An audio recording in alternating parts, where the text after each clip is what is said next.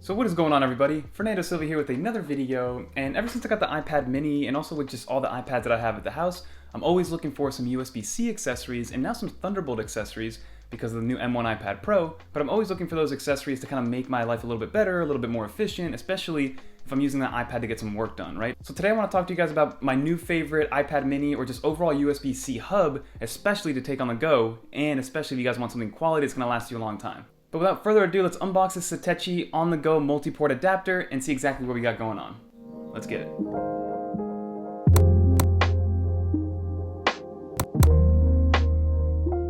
Okay, so let's get into this unboxing, everybody. And here we have the USB-C on-the-go multi-port adapter by Satechi. You guys know I'm a big fan of Satechi. Like, I use their Satechi keyboard all the time. And I did add this nice little keyboard thing on the back, which I'm going to show you guys eventually in a different video, which is awesome. But again, big fan of Satechi. They follow that Apple aesthetic, the aluminum feel, cool to the touch, very easy to use, very quality. So we're gonna unbox this thing, but here we have the USB-C on-the-go multi-port adapter, Satechi on here, and here you guys can see we have two USB-C ports, two USB-A ports, Ethernet, video output via HDMI, which is 4K, video output via VGA, which if we're still in the VGA world, then by all means, power to you. I haven't seen a VGA cable in a very long time. And then we have two card slots, so a micro SD and a regular SD card slot. Down at the bottom, you see we have a couple things included, which we're gonna see, which is a nice little surprise here, especially that extended cable. And here we have all the different ports here, and we're gonna open this up. So full disclosure, I did actually open this up already and test it out and things like that, but I wanted to walk you guys through the unboxing experience. That's what I like to do. So here we have the device itself. Put that to the side. We have a cable right here, the instructions, and like you saw, a long cable here. So I'm gonna leave this right here, see exactly what we got going on with the adapter. You have all your functions on here, which is nice to see, and we're gonna walk through exactly what we got going on. So the first thing and the best selling point is A, yes, it's quality, but B, this is an on-the-go adapter, right? I'm gonna be using this with my iPad Pro, with the iPad mini, maybe with my MacBook, depending on what I need. So having this built in is freaking amazing. And you can see that it's a flat cable, so it's gonna be very, very hard to break, right? It's a little bit stiff too, which is nice, which I would prefer with a little cable like this. And you can see it's probably the size of my finger. Put it in the hand, and this again just slides right in here, and you'll never actually lose it because you're good to go. So if you ever really need to grab something, you just pop this up, plug it in on the bottom here, and then plug it into your iPad, and you'll be good to go. But let's go through all the ports and see exactly what Satechi is giving us here, because this is $100. So let's start and figure out what these ports are all about. So here we have two USB-C ports. So this one is for charging pass-through, so this is only for power, and then this one's only for data. So this one will not push video and will not charge either. And that's what I'm reading from the website. We're gonna test it out and see exactly how it works. But then we do have an HDMI port, which does 4K 60 Hertz, which is nice to have.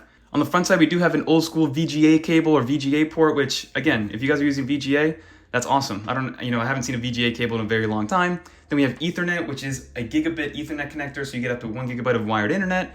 And then on this side, we have two USB-A ports, which are fast charging and fast data pass-through, so 3.1 USB-A ports, and then SD card and micro SD card slot. And on the front, this is the actual, like I said, the USB-C cable, and then the USB-C port that goes from the device onto your actual computer or your iPad or whatever the case may be. And it does allow up to 100 watts of power pass-through, so if you're an iPad user, that's not gonna matter too much, but if you are using this with your MacBook, with a Windows computer, with anything else that isn't an iPad, because iPads only go up to 33 watts of charge, with a MacBook, you can go with that 100 watts and get very, very fast charging without this thing overheating. So it goes with 100 watts, and this itself uses 15 watts of power, just so you guys know. So now what we're gonna do is let's plug it into the iPad and see exactly what we got going on, test it out a little bit, see some transfer speeds, and go from there. Okay, so I grabbed a couple things just to kind of test out the Satechi on-the-go adapter. So we're just gonna plug it into the iPad. And one thing that I do wish they added actually is kind of an indicator to let us know that it's actually plugged in, because unless you're plugged into power onto the Satechi drive, you actually don't know if it's connected and connected well. So again, there's no real notice that lets you know like, hey, you've plugged in an adapter unless you actually plug it into power. But you can see that if I grab this USB-A stick, let's grab it over here, we'll put it in here. Let's go into the file system. If you give it a second, there it is. There's the no name, right? So you can click on the actual no name and go through these files and work with them live. So this is like an old PowerPoint. We have all this stuff here. So whatever you need does show up. But again, I wish there was some sort of indicator, right? Like for instance, this is my RAV Power SSD. It's 500 gigs. We're gonna plug it into the USB-C port here. And on the actual RAV Power, there is a little indicator that lets us know, hey, it's plugged in. And then the RAV Power does show up. So let's go into one of these. Let's go into video projects, and I want to try to actually transfer one over. So if I grab, this is 2 gigabytes, let's grab this. Let's move it onto the actual iPad. You can see that it's moving. So 2 gigabytes is taking anywhere from like 6 to 8 seconds. And again, you're getting USB-C speeds on here. This is not a Thunderbolt USB-C hub. And then the last thing I do want to do is actually grab a charger.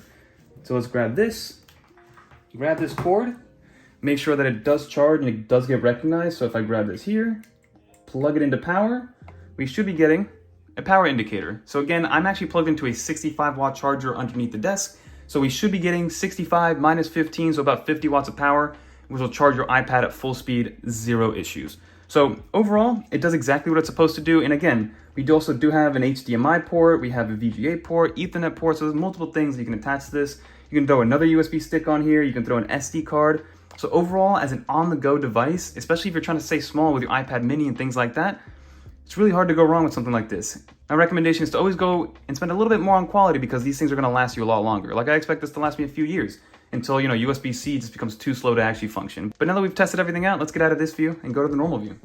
So that's pretty much going to do for this video, everybody. Like you saw, the main things to take away from this is that A, this is a USB-C device or a USB-C hub and not a Thunderbolt hub. So you will be getting USB-C speeds, whether you're using SD cards, you know, USB-A sticks, USB-C sticks, or transferring from an external SSD. So keep that in mind, it is not a Thunderbolt. It will work with your Thunderbolt devices. It'll work with your M1 iPad, your MacBooks, you know, any Windows computer, anything that has a USB-C port or Thunderbolt port, it'll work with. But just keep in mind that you're gonna be getting USB-C speeds and not Thunderbolt 4 speeds. But again, that's totally fine because if we added a Thunderbolt cable onto that, it'll probably double in price just by adding that as a feature. And then to talk about price, it is $99.99, so $100. I'm gonna link it down in the description below if you guys wanna check it out. But again, it's by Satechi, it's super quality, you know it's gonna last a long time. I haven't had any issues with it getting warm or overheated or not being able to deal with whatever files I'm trying to transfer, so that's always amazing to see. And again, Satechi is one of those quality brands that I put up there right into like the Apple ecosystem, right? It follows that aluminum aesthetic, very quality, very hefty, easy to travel with as well. And then also, like you guys saw in the unboxing, yes, it does bring that little cable that's gonna be almost impossible to lose, which I absolutely love, and that cable is gonna be used more on the go, but it also brings an extra long cable. So if you want to make this a desktop solution for your MacBook or for your iPad or your iPad mini, if you're using it as your computer, then by all means, it's definitely possible by using the longer cable and kind of setting it up maybe underneath your desk or something like that, because it is a 9-in-1 USB-C hub. And it's got everything you would need from USB-A to HDMI to Ethernet. If you want to hardwire in, you got your micro SD and your regular SD card slots. So you'll be good to go with this one, and it's going to last you a very long time. It gets my recommendation. But that's going to do for this video. Hopefully you guys learned something new. Leave a comment below. What USB-C hubs do you use? Do you guys go with like a really cheap one, and then if it breaks, just buy another one? Or do you guys kind of go all out and go for the quality and hope that it does last a long time? I'm always curious to know what people's mindsets are. I used to be the person that gets, you know, the $20, $15 USB-C stick or USB-C hub, and then I figure that those literally break every month or so, which is very, very annoying. So now it's time to go a little bit more quality to make sure those things last a lot of time. And I guess over time, when you look at it, when you buy something that's a little bit more quality, it's gonna last you a lot longer. So like, you know, your price per month or your price for usage of that device is gonna be less than buying something that's a little bit less expensive, but then that thing breaking on you after a month or two. But that's gonna do for this video. Don't forget to like, comment, subscribe. Let me know in the comments below what else you guys wanna see. We got some fun ones coming. And then we have the Apple event coming on Monday or Tuesday, I believe. I think it's Monday on the 18th. I'm excited for that. But until next time.